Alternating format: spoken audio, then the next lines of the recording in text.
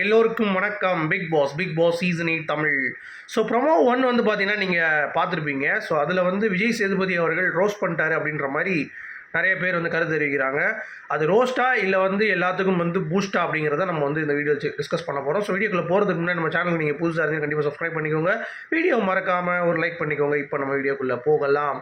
So promo 1ல் நம்ம ஏற்கனவே நேற்று எபிசோடில் தலை சுற்றி போய் கிடக்கும், சரிங்களா? ஸோ ஒழுங்காக ஹோஸ்டிங் இருந்ததான்னு கேட்டிங்கன்னா ஒரு குறும்படம் இல்லை. அதாவது எல்லா சீசன்லேயும் ஒரு ஃபைட் இருக்கும், குறும்படம் இருக்கும், ரெட் கார்டு இருக்கும், எல்லோ கார்டு இருக்கும் அப்படின்ற மாதிரி வரும். பட் இந்த சீசன் பொறுத்த வரைக்கும் ஒன்றுமே வந்து இல்லாதது.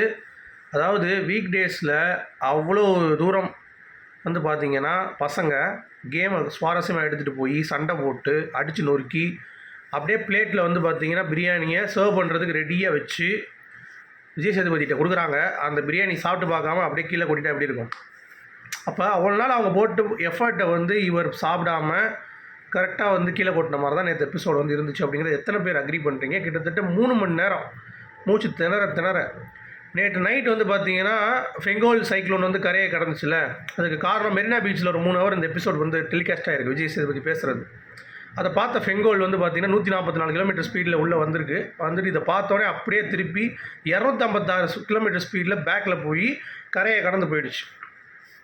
அதற்காகத்தான் பயன்படுத்தி இருக்கிறது அப்படிங்கிறது எல்லாரும் ஷாக் ஆகிட்டாங்க. என்னங்க 12 மணிக்கு கரையை கடக்க வேண்டிய ஃபெங்கோல் புயல் 10:30 மணிக்கே எபிசோடு பார்க்க ஆரம்பிச்சு ஒரு அரை மணி நேரம் ஒரு மணி நேரத்திலே கரையை கடந்துருச்சு அப்படின்ற மாதிரி நிறைய பேர் வந்து பேசினாங்க.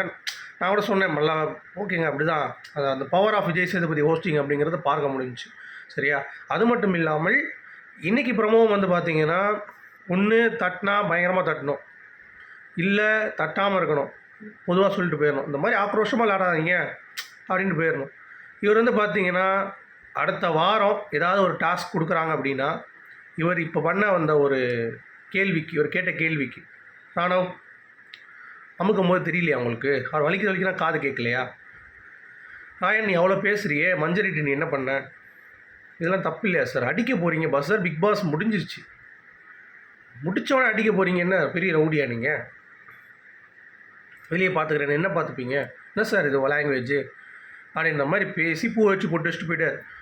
இப்போ அடுத்த வாரம் இப்போ ஒரு டாஸ்க் வருதுன்னு வைங்களேன், போக பீஸா டாஸ்க் கொடுக்குறாங்கன்னு வைங்க. இப்போ போக பீஸா டாஸ்கில் வந்து இதை போய் எடுத்துகிட்டு வரணும், போய் அடிக்கலான்னு போகிறப்ப ஒருத்தர் வந்து தடுக்கிறான். தடுத்த உடனே ஓன்னு வராங்க, எல்லாம் சேர்ந்து வந்துடுவாங்க. வந்துட்டு போன வாரம் தான் விஜய் சேதுபதி என்ன சொன்னார்ல, அவர் வந்து பார்த்தீங்கன்னா விளையாட சொன்னார், நம்மளை வந்து இழுத்து போட சொல்லு, உட்கார் சண்டை போடாத அப்படியே உட்காந்துன்னு சொல்லி வாட்ச்மேன் வேலை பார்க்க போகிறாங்க போகபிசா டாஸ்கில்.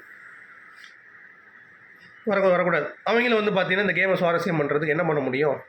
ஒரு பண்ணால் விஜய் சேதுபதி அடிப்பாரே, அப்போ என்ன பண்ணலாம் அப்படின்னு யோசிச்சுட்டு இருக்கும்போது சரி வேறு மாதிரி பண்ணுவோம் அப்படின்னு சொல்லிட்டு டக்குன்னு வந்து பார்த்திங்கன்னா இறங்கி வர்றது, இல்லை கொஞ்சம் கேமை வந்து சுவாரஸ்யத்தை கெடுக்கிற மாதிரி சில விஷயங்கள் பண்ணுறது, இந்த மாதிரி தான் அடுத்த வாரம் ஆக போகுது. ஸோ நிஜமாகவே இந்த சீசனுடைய ஸ்பாய்லர் வந்து பார்த்திங்கன்னா நான் என்ன யோசிச்சேன்னா, கண்டஸ்டன்ஸ் செலெக்ஷன் சரியில்லைன்னு நினச்சேன். பட் கண்டஸ்டன்ஸ் அவங்களால முடிஞ்ச அளவுக்கு எஃபர்ட் போட்டுட்டு தான் இருக்காங்க. ஹோஸ்டோடைய ஹோஸ்டிங் வந்து சரியில்லை அப்படிங்கிறது க்ளீனாக பார்க்க முடியுது. அதாவது போன வருஷம் கமல் சார் நம்ம திட்டினு வந்தால் அடிச்சு வந்தால் இதே மாதிரி வந்துச்சுன்னா, ஆனால் அவர் ஷோவை ஸ்பைஸ் அப் பண்ணார், அந்த ஷோ இன்ட்ரெஸ்டிங்காக இருந்தது. புரியுதா உங்களுக்கு? இந்த ஷோ வந்து இன்ட்ரெஸ்டிங்காக இல்லைங்க, இது வந்து கடுப்பாக இருக்குது, பார்க்குறதுக்கு முடியல. கதற காதுக்குள்ளே உட்காந்து வந்து பார்த்திங்கன்னா எவனாவது கத்தனை மாதிரி இருக்குது 3 ஹவர். அதை கத்திட்டு அதனாலே மக்கள் வந்து பார்த்திங்கன்னா நேற்று பல பேர், நான் ரிவ்யூ பார்க்கும்போதே சொன்னேன், நேற்று நைட் ரிவ்யூ பண்ணும்போது லைவில், இந்த மாதிரி எல்லாம் வந்து அடி வாங்கிட்டீங்க விஜய் சேதுபதிட்ட போய் தூங்குங்கன்ட்டேன். நிறைய பேர் போயிட்டாங்க, அப்படியே நான் சொன்ன உடனே தூங்க போயிட்டாங்க. ஸோ அந்த லெவலுக்கு அடினா எப்படி? ஒருத்தர் வந்து இப்படி அடிக்கலாம் அப்படி அடிக்கலான்னா இப்படி அடிக்கிறது சரியா? இப்போ அடுத்த வாரமும் சுவாரஸ்யம் இருக்காது. இப்போ இவர் வந்து பேசிட்டாரு, அட்ரஸ் பண்ணிட்டாரு. ஒன்று அடித்தா அவங்கள அடிக்கணுமா, அடிங்க, கண்டென்ட் கொடுக்குற மாதிரி அடிங்க, எல்லோ கார்டு அடிங்க, ரெட் கார்டு எடுங்க, குறும்படத்தை போடுங்க. கண்டென்ட் கொடுக்காம இருக்கணுமா, தட்டி கொடுங்க, சூப்பராக பண்ணீங்க, இன்னும் கொஞ்சம் ஆக்ரோஷம் கம்மி பண்ணுங்கன்னா அடுத்த வாரம் இன்னும் சூப்பராக ஆடுவாங்க. உங்களுக்கு கண்டென்ட்டை ஜென்ரேட்டும் பண்ண தெரில, கண்டஸ்டன்ட் அடித்து சும்மா உட்கார வைக்க போகிறீங்க அப்படிங்கிறது தான் க்ளீனாக புரிஞ்சிருச்சு. அருமையான Bigg Boss season 8 Tamil. So சீக்கிரம் ஹோஸ்ட்டை மாத்திரம் நல்லது. ரெக்வெஸ்ட்.